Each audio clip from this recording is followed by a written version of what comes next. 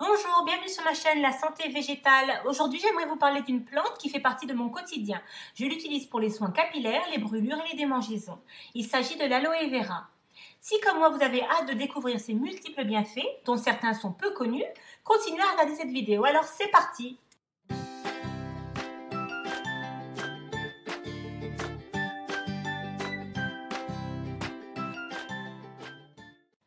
La plante d'aloe vera est originaire de la péninsule arabique, mais elle pousse dans le monde entier. Cette plante arbustive et pointue est cultivée depuis des milliers d'années à des fins médicinales dans plusieurs cultures. Les reines égyptiennes Néfertiti et Cléopâtre l'utilisaient régulièrement dans leur régime de beauté. Des sculptures de la plante vieille de 6000 ans ont été retrouvées en Égypte. Alexandre le Grand et Christophe Colomb l'utilisaient pour soigner les blessures des soldats. Il existe plus de 300 espèces de plantes d'aloe dans le monde. Cependant, seules 2 espèces sont cultivées. Aloe barbadensis, alias aloe vera, est la plus connue et la plus prisée dans le monde de la santé et de la beauté pour ses propriétés curatives. L'aloe vera est la seule forme comestible d'aloe. Aloe arborescent. Composition de la plante. Latex d'aloe. Il s'agit de la pulpe jaune qui se trouve juste sous la surface extérieure de la feuille de la plante. Il a été démontré que le latex d'aloe a des propriétés laxatives et qu'il est généralement pris par voie orale pour traiter la constipation. Feuilles d'aloe. Le gel d'aloe est la partie principale de la plante utilisée à des fins cosmétiques et médicinales. Elles sont remplies d'un gel transparent qui est extrait de la plante et généralement utilisé seul. L'aloe vera peut avoir un goût amer, de sorte que certaines marques ajouteront de la saveur ou des édulcorants à la bouteille. Les composants. Les acides aminés. 20 des 22 acides aminés essentiels sont représentés dans l'extrait d'aloe vera.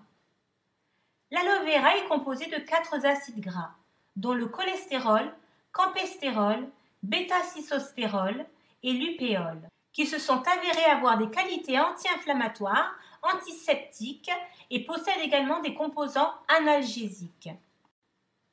L'aloe vera contient un type unique de sucre appelé acénamane ou gluconamane. On pense que ce polysaccharide a des propriétés antivirales, soulage les problèmes gastro-intestinaux et stimule le système immunitaire. Il permet aux nutriments d'atteindre les cellules, de les nourrir et en même temps de les débarrasser des toxines. Vitamines. L'aloe vera contient plusieurs vitamines nécessaires: A, C, E, B1, B2, B3, B6 et B12. Les vitamines A, C et E sont des antioxydants et aident à réduire les radicaux libres qui peuvent contribuer à de nombreuses maladies chroniques. Les minéraux présents comprennent le calcium, le cuivre, le sélénium, le chrome, le manganèse, le magnésium, le potassium, le sodium et le zinc. Il fournit 12 anthraquinones ou composés laxatifs. Parmi ceux-ci figurent l'aloïne et l'hémodine, qui agissent comme analgésiques, antibactériens et antiviraux. Enzymes. Une grande partie du talent anti-inflammatoire de l'aloe peut être attribuée aux enzymes naturellement présentes dans la pulpe d'aloe. Hormones. Le gel d'aloe vera contient des hormones de croissance comme la gibberelline. Ces hormones facilitent le traitement des plaies et des brûlures.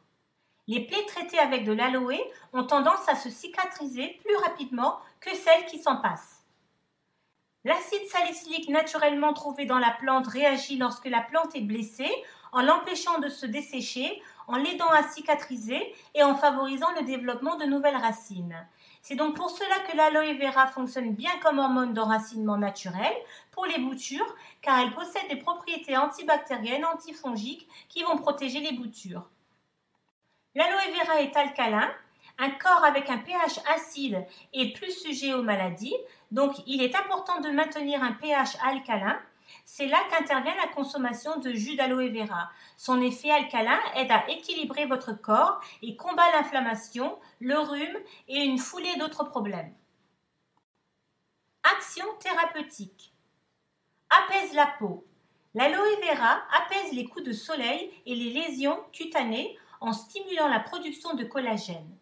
Cela va améliorer la fermeté, la sécheresse cutanée et l'élasticité de la peau et va accélérer la cicatrisation.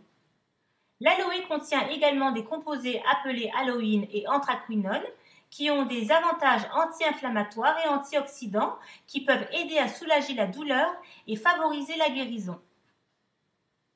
Hydrate. L'aloe vera contient des substances appelées mucopolysaccharides ou acénamane, qui sont des sucres qui aident à retenir l'humidité de votre peau. Ils attirent l'eau de l'air au plus profond de la peau, ce qui est particulièrement bénéfique pour les peaux sèches. Il contient également un certain nombre d'acides aminés qui adoucissent les cellules de la peau durcie. Taches et vergetures. L'hyperpigmentation. L'aloe vera bloque une enzyme appelée tyrosinase qui est principalement responsable de la production de mélanine et donc de l'hyperpigmentation cutanée. Il a été démontré qu'il y a 2 composés dans l'aloe qui peuvent atténuer les taches brunes et les vergetures et donc éclaircissent la pigmentation de la peau. Il s'agit de l'aloésine et de l'aloïne. L'aloïne décompose la mélanine dans la peau, tandis que l'aléosine empêche la formation de mélanine en stoppant l'activité de l'enzyme tyrosinase. Vieillissement. Parce que l'aloe vera contient des vitamines C et E qui sont des antioxydants, elle va prévenir la formation de radicaux libres qui endommagent les cellules. Les stérols, qui sont des lipides végétaux de l'aloe vera, stimulent la production de collagène, ce qui a un effet repulpant pour le visage. Les stérols stimulent également la production d'acide hyaluronique, qui est un humectant. Il se combine avec l'eau et remplit les espaces entre les cellules. Ceci va permettre d'aplanir les rides et les ridules. L'acné. L'aloe vera est naturellement riche en acide salicylique, en azote uréique, en acide cinnamique, n'hésitez pas à regarder ma vidéo sur la cannelle où j'en parle, en phénol et en soufre. Tous inhibent la croissance des champignons, des bactéries et des virus. L'action anti-inflammatoire de l'aloe vera va supprimer la bactérie responsable de l'acné, P. acné ou Propionibacterium acné. L'acide salicylique que contient l'aloe vera a des effets antibactériens et anti-inflammatoires et va également éliminer les bactéries responsables de l'acné et apaiser la peau stressée afin de réduire les rougeurs et les irritations. Cuir chevelu. Le pouvoir hydratant de l'aloe vera va calmer l'irritation, réduire les démangeaisons du cuir chevelu et les pellicules et protéger les plaies ouvertes contre l'aggravation. La chute des cheveux. L'aloe vera contient ce que l'on appelle des enzymes protéolytiques ou protéases. Ce sont des enzymes qui décomposent de longues chaînes de protéines. Elles vont réparer les cellules mortes de la peau sur le cuir chevelu. L'aloe vera favorise ainsi la croissance des cheveux et un excellent revitalisant et laisse vos cheveux lisses et brillants. L'eczéma. L'aloe a des propriétés antiseptiques, antibactériennes, antifongiques et anti-inflammatoires qui vont apaiser l'eczéma en l'hydratant et en le protégeant des contaminants. Les polysaccharides, donc les sucres de l'aloe vera, aident à stimuler la croissance et la cicatrisation de la peau. La plante peut même avoir des effets stimulants sur le système immunitaire en raison de sa teneur naturelle en antioxydants. Pour utiliser l'aloe vera pour l'eczéma, aidez d'abord votre peau à l'absorber autant que possible en nettoyant d'abord la zone avec un savon doux et de l'eau. Appliquez généreusement du gel d'aloe vera sur la zone affectée. Le gel peut être collant au début. Laissez sécher avant de vous habiller. Vous pouvez réappliquer de l'aloe vera plusieurs fois par jour pour un soulagement. L'aloe vera contient du glucomanane ou acémanane et de la gibéréline, hormone de croissance. Ceux-ci agissent en interagissant avec les récepteurs destinés du facteur de croissance présent sur les fibroblastes. Un fibroblast est une cellule peu différenciée qui est précurseur du tissu conjonctif. Ceci va déclencher la prolifération des fibroblastes et augmenter ainsi la synthèse du collagène. Par conséquent, ce processus accélère la cicatrisation des plaies. Apaiser les piqûres d'insectes. En raison des ingrédients de l'aloe vera qui préviennent l'inflammation, il est utilisé pour apaiser les piqûres d'insectes. De plus, lorsqu'il est appliqué sur la peau, l'aloe vera agit comme un antiprurigineux. Il va calmer, voire supprimer les démangeaisons. Réduit la plaque. L'aloe vera contient des propriétés naturelles antibactériennes, antimicrobiennes, immunomodulatrices, antivirales, antifongiques et anti-inflammatoires qui peuvent être bénéfiques pour la santé des gencives et de la bouche. Il réduit ainsi la plaque aussi efficacement que la chlorhexidine. Digestion. L'un des avantages les plus populaires de l'aloe vera pour la santé est sa capacité à faciliter la digestion. La consommation de jus d'aloe vera améliore la digestion et soulage l'hyperacidité, les ulcères et les reflux gastro-œsophagiens, ou RGO. Il contient de nombreux enzymes naturels qui facilitent la décomposition des sucres et des graisses, ce qui améliore votre système digestif. La constipation. La partie verte de la feuille et le latex, de couleur jaune, autour du gel et de la feuille peuvent être utilisés pour traiter les problèmes intestinaux comme la constipation. Le latex d'aloe contient des anthraquinones comme l'aloïne qui stimulent le transit intestinal. Ils agissent également comme astringents, traditionnellement utilisés pour traiter la diarrhée. Ils agiraient également sur la membrane du tube digestif pour limiter la perte de liquide. Les anthraquinones présentes dans le latex peuvent aider à augmenter l'eau dans les intestins et à déclencher la sécrétion de mucus. La couche de mucus est la première ligne de défense contre l'infiltration de micro-organismes, d'enzymes et d'acides digestifs, de particules alimentaires digérées, de sous-produits microbiens et de toxines associées aux aliments. De plus, l'aloe vera stimule le péristaltisme intestinal, une série de contractions musculaires ondulatoires qui déplacent les aliments dans le tube digestif, ce qui va prévenir la constipation. Stimuler le métabolisme. L'aloe vera active une enzyme appelée protéine kinase musculaire qui régule le métabolisme. Certaines recherches montrent que l'aloe vera pourrait stimuler votre métabolisme en augmentant le nombre de calories que vous brûlez tout au long de la journée pour favoriser la perte de poids. Les capacités de combustion des graisses de l'aloe vera sont attribuées à la présence de vitamine B qui convertit les graisses stockées dans le corps en énergie et facilite ainsi la perte de poids. L'arthrite. Les propriétés anti-inflammatoires peuvent créer un effet préventif sur les cellules qui produisent l'inflammation tout en apportant un soulagement rapide aux patients. Vous pouvez soit appliquer le gel d'aloe vera par voie topique sur la zone touchée, soit le prendre par voie orale. Lorsqu'elle est appliquée directement sur les articulations enflées, la lotion à l'aloe vera réduit normalement l'inflammation et aide à soulager la douleur en quelques minutes. Alternativement, vous pouvez boire le jus d'aloe vera ou prendre des gélules 2 ou 3 fois par jour pour éviter l'inflammation des articulations. De plus, l'aloe vera étant riche en antioxydants comme la vitamine C, la vitamine E, les flavonoïdes, les tannines et les caroténoïdes, ces vitamines vont réduire la raideur et la douleur autour des articulations touchées, facilitant ainsi la mobilité des patients. Le diabète. Le gel d'aloe vera contient des composés comme les lectines, les mananes et les anthraquinones qui peuvent aider à contrôler la glycémie en augmentant la sensibilité à l'insuline chez les personnes atteintes du diabète de type 2. D'ailleurs, il a été démontré que la prise de 2 cuillères à soupe de jus d'aloe vera réduit la glycémie chez les personnes atteintes de diabète de type 2. Il est également connu pour protéger et réparer les cellules productrices d'insuline dans le pancréas. Les blessures aux jambes et les ulcères sont des complications courantes du diabète. Les diabétiques prennent plus de temps à guérir. Selon diabetes.co.uk, le gel d'aloe vera est lié à une diminution de l'enflure et une guérison plus rapide des plaies. Syndrome du côlon irritable ou SCI.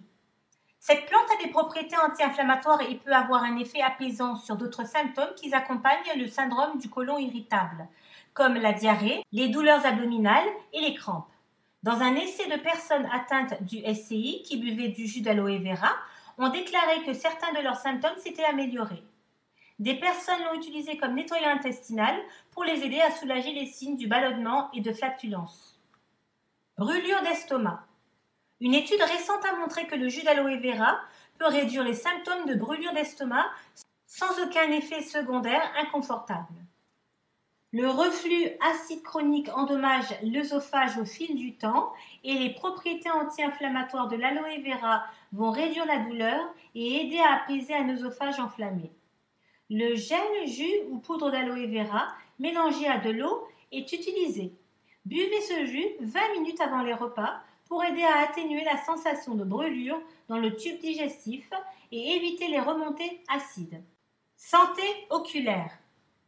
Le bêta-carotène est un pigment jaune-rouge que l'on trouve dans la plante d'aloe vera. Il agit comme un antioxydant qui peut aider à soutenir la santé des yeux, y compris la fonction rétinienne et cornéenne. En raison de sa nature alcaline, le gel d'aloe vera est un remède efficace contre la sécheresse oculaire. Ses propriétés hydratantes et anti-inflammatoires aident à réduire les rougeurs et les gonflements. Rincez une feuille d'aloe vera et extraire le gel. Prenez un peu de gel sur un morceau de tissu et essuyez-le doucement uniquement sur l'extérieur de vos paupières. Après 10 minutes, rincez à l'eau tiède. Répétez cette opération 2 fois par jour. Attention, il n'est pas recommandé d'utiliser l'aloe vera directement dans vos yeux. Bouton de fièvre. Une recherche publiée dans le Journal of Dentistry démontre que lorsque le gel d'aloe vera est appliqué sur un bouton de fièvre plusieurs fois par jour, il aide à soulager l'inconfort et à accélérer le processus de guérison. Ses propriétés antivirales et anti-inflammatoires vont accélérer la guérison et réduire la douleur associée au bouton de fièvre ou à toute autre plaie sur la bouche. Stimule le système immunitaire. Les enzymes présentes dans l'aloe vera décomposent les protéines que nous mangeons en acides aminés et transforment les enzymes en carburant pour chaque cellule du corps, ce qui va permettre aux cellules de fonctionner correctement. La bradykinase de l'aloe vera stimule le système immunitaire et permet ainsi de réduire les infections. Le zinc contenu dans l'aloe vera est également un excellent outil naturel pour lutter contre la carence en zinc. Les chercheurs ont découvert que les personnes déficientes en zinc sont plus vulnérables aux infections que celles qui ont des niveaux adéquats du minéral et que les suppléments de zinc réduisent la fréquence des infections. Effets secondaires. Ingérer du jus d'aloe vera ou utiliser de l'aloe vera par voie topique ne vous exposera à aucun facteur de risque majeur, sauf si vous êtes enceinte, allaitée ou êtes allergique au jus d'aloe vera. Grossesse. Si vous êtes enceinte ou si vous allaitez, nous vous recommandons d'éviter le jus d'aloe vera et le latex d'aloe en toutes circonstances. L'aloe stimule les contractions de la muqueuse utérine, ce qui peut compliquer votre grossesse. Réaction allergique. Une réponse immunitaire dangereuse à l'aloe est rare, mais pas inconnue. Si vous êtes allergique à l'aloe vera, vous pouvez ressentir des picotements, un gonflement, de l'urticaire et une irritation au site de l'application. Si vous vous sentez méfiant, testez d'abord l'aloe sur une très petite partie de votre peau et arrêtez immédiatement de l'utiliser si l'un des symptômes se présente. L'utilisation prolongée de l'aloe vera peut également provoquer des allergies cutanées telles que l'inflammation et l'urticaire. Diarrhée. Certaines personnes qui ont utilisé l'aloe vera comme laxatif ou pour la digestion peuvent avoir des malaises gastriques, une sensation de lourdeur, crampes et ballonnement et un inconfort généralisé, mais également de la diarrhée. La diarrhée peut être dangereuse si elle n'est pas traitée en raison de la déshydratation et du déséquilibre électrolytique. Ces symptômes devraient s'atténuer lorsque vous arrêtez de prendre de l'aloe. Si ce n'est pas le cas, contactez votre médecin pour aller au fond des choses. Hypoglycémie. L'aloe vera aide à réduire le taux de sucre dans le sang, mais les personnes atteintes du diabète qui prennent des médicaments pour abaisser leur glycémie doivent être prudentes si elles prennent de l'aloe vera pour éviter d'abaisser la glycémie à des niveaux dangereux. Interaction. La plante peut interférer avec la capacité de votre corps à absorber les médicaments. Si vous prenez des médicaments comme les stéroïdes, l'insuline ou des médicaments pour le cœur, consultez d'abord votre médecin. Consommation. Pour préparer le jus d'aloe vera, prendre un verre d'eau et y ajouter du gel d'aloe vera. Mettez-le dans une casserole et faites-la chauffer en remuant constamment jusqu'à ce que le gel se mélange à l'eau. Vous pouvez également y ajouter du jus de citron et boire l'élixir dès le matin. Boire du jus d'aloe vera tôt le matin à jeûne car il améliore la digestion et guérit tout type de problème d'estomac. Ce que vous mangez le matin est important car votre estomac est vide à ce moment de la journée et cela améliore la digestion de la première chose que vous consommez. Donc idéalement, vous devriez consommer quelque chose de sain, riche en nutriments, riche en vitamines et qui vous gardera hydraté toute la journée. En prophylaxie, consommez 2 cuillères à soupe par jour pour rester en bonne santé. La première façon de prendre de l'aloe vera est de boire le jus. Assurez-vous qu'il est fabriqué à partir de l'intérieur de la feuille, si possible, car c'est la partie de la plante qui contient l'acémanane. Si vous ne trouvez pas de jus entièrement composé de la feuille intérieure, essayez de trouver des produits fabriqués avec la feuille entière. Recherchez un jus sans aloïne qui agit comme un laxatif. Lisez bien les étiquettes car certaines préparations d'aloe contiennent du sucre ajouté. Une autre option consiste à essayer la poudre d'aloe.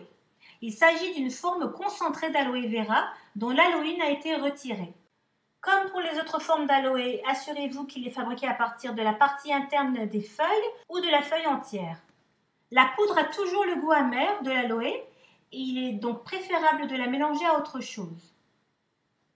Essayez de rechercher un produit qui contient la plus forte concentration d'aloe vera pure, par exemple un produit contenant 99,7% d'aloe vera pure. Vous pouvez l'acheter sur Amazon. Certains produits ne sont pas pour la consommation orale. Par voie orale, recherchez du jus d'aloe vera biologique, sans additifs ni conservateurs. Commencez par de petites quantités, comme par exemple 50 ml une fois par jour, pour voir comment vous réagissez au jus. Augmentez jusqu'à 60 à 90 ml 3 fois par jour. Thé à l'aloe vera. Le thé à l'aloe vera peut être considéré comme l'un des moyens les plus sains de commencer la journée. Tout ce que vous avez à faire est de gratter un peu de gel d'une feuille d'aloe vera de taille moyenne et de l'incorporer à une tasse de thé vert chaud. Smoothie à l'aloe vera. Vous pouvez ajouter une cuillère ou deux de gel d'aloe vera dans votre smoothie du petit déjeuner et le rendre plus sain. Jus d'aloe vera. Il s'agit de l'une des façons les plus populaires de consommer de l'aloe vera. Ce jus peut facilement être fabriqué à la maison. Tout ce que vous devez faire est mélanger du gel d'aloe vera dans un verre d'eau, y ajouter des feuilles de menthe ou du citron et de le verser dans un grand verre et de le savourer. Voilà, c'est tout ce que j'avais pour vous aujourd'hui. Merci de m'avoir suivi jusqu'au bout. J'espère que vous avez appris autant de choses que moi. C'est toujours un plaisir de partager avec vous. N'oubliez pas de vous abonner et de partager cette vidéo si vous l'avez appréciée. Pensez à me mettre un like pour soutenir ma chaîne. Et moi, je vous dis à très bientôt pour plus de vidéos, plus d'infos et de recettes. À bientôt!